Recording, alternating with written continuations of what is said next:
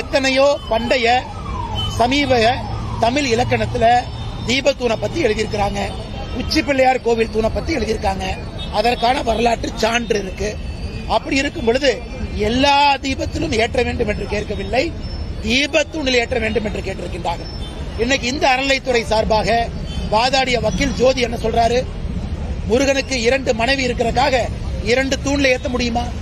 இது நான் கேட்கிறோம். மாநில அரசு ஒரு முருக பக்தர்கள் முன்பு மண்டியிட்டு மன்னிப்பு கேட்கணும். இந்த வாதத்தை வைத்ததற்கே மன்னிப்பு கேட்கணும்.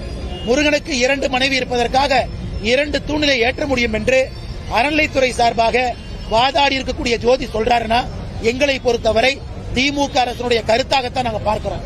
திமுக கிளாரிஃபை பண்ணணும் அவர்களுடைய கருத்தா. அதனால் எல்லா தூணும் கேட்கல, தீபத்தூண் தான் கேட்கிறாங்க.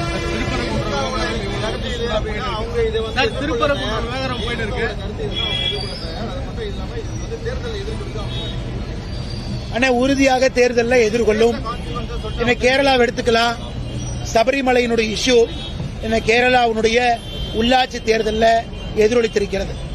திருவனந்தபுரம் சாதாரணமா நினைச்சிடாதீங்கன்னா, பாரதிய ஜனதா கட்சி இதற்கு முன்பு 35 கவுன்சிலர் இருந்தாங்க, இன்னைக்கு 50 கவுன்சிலர்.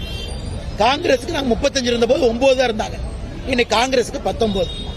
ஆனா 50க்கும் மேற்பட்ட கவுன்சிலர் லெப்டுக்கு இருந்துச்சு. இன்னைக்கு லெப்ட் கவர்மெண்ட் 30 கிலோ மக்கள் கொண்டு போயிருக்காங்க. என்ன அர்த்தம்?